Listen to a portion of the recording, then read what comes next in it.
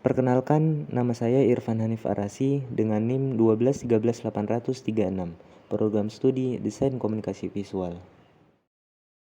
Perkenalkan, nama saya Siti Aisyah dengan NIM 121380038, Program Studi Desain Komunikasi Visual. Perkenalkan, nama saya Muhammad Asyawan Diofenatan dengan NIM 1212432 dari Program Studi Arsitektur. Perkenalkan, nama saya Lailiatul Nabila dengan NIM 121240034, Program Studi Arsitektur. Hai, perkenalkan nama saya Fajar Saputra, NIM 1213854 dari Prodi DKV. Perkenalkan, nama saya Bunga Amalia Lutfiani dengan NIM 121380037 dengan program studi Desain Komunikasi Visual. Penerapan hukum Bernoulli pada roket air sederhana. Apa itu hukum Bernoulli?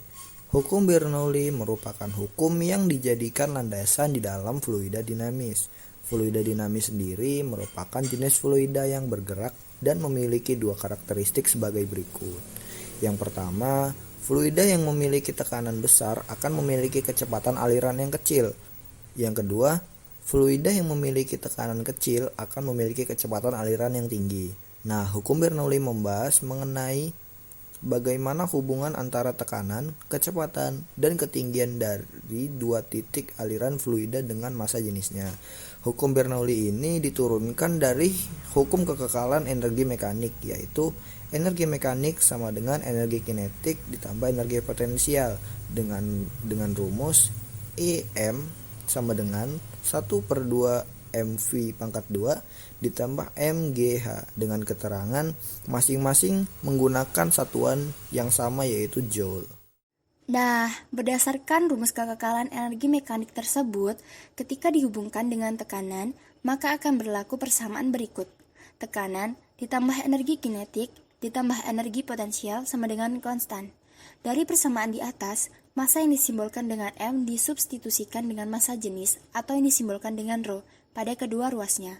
Maka, jadilah persamaan hukum Bernoulli seperti di bawah ini.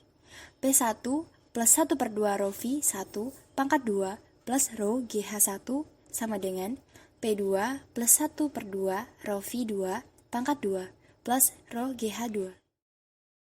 Keterangan P1 sama dengan tekanan pada ujung pipa 1 dalam kurung Pascal, P2 sama dengan tekanan pada ujung pipa 2 dalam kurung Pascal, Rho 1 sama dengan massa jenis fluida 1 dalam kurung kilogram per m kubik.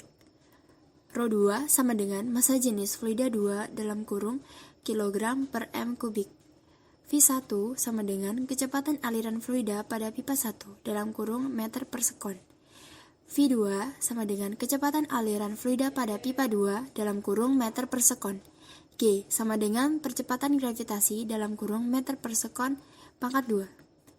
H1 sama dengan ketinggian penampang pipa 1 dalam kurung meter. H2 sama dengan ketinggian penampang pipa 2 dalam kurung meter. Mekanisme kerja pada roket air, yaitu udara atau gas dari pompa memiliki tekanan melalui pompa tersebut.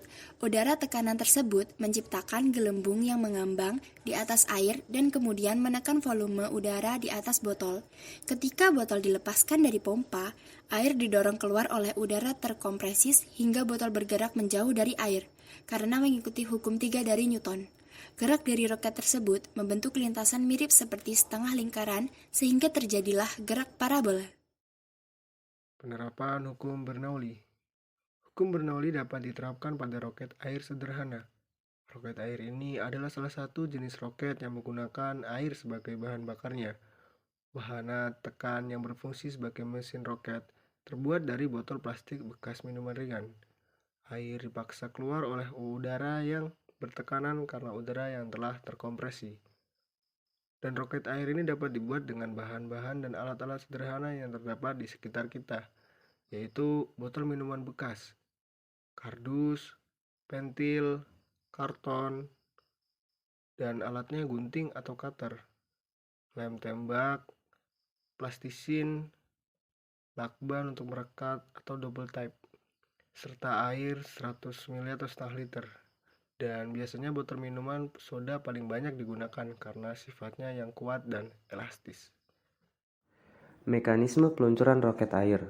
Pertama, pilih tempat yang luas untuk melakukan peluncuran roket air.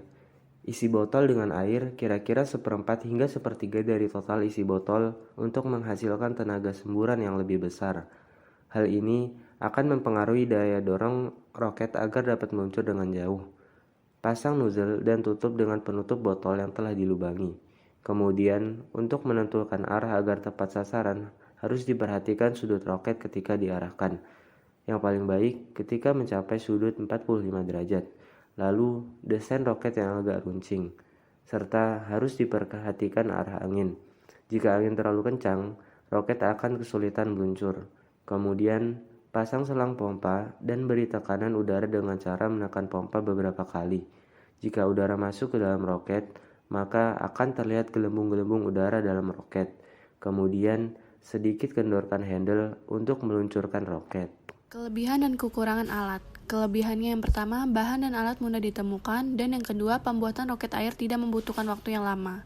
Kekurangan yang pertama yaitu pada saat memberi lubang pada tutup botol harus berhati-hati karena jika terdapat sedikit celah, maka angin dari pompa tidak masuk secara maksimal. Dan yang kedua, pada saat peluncuran roket air, yang memegang roket akan basah terkena semburan air.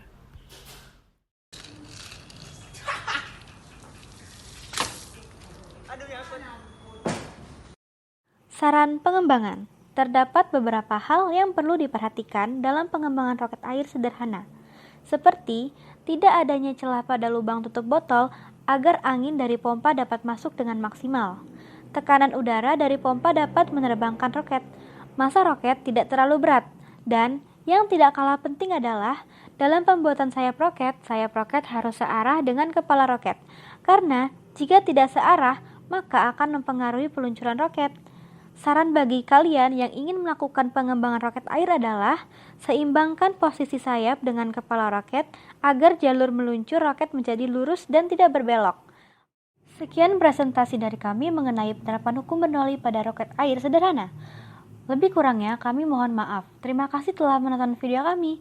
Kami dari kelompok 2 TPB 54A pamit. Wassalamualaikum warahmatullahi wabarakatuh.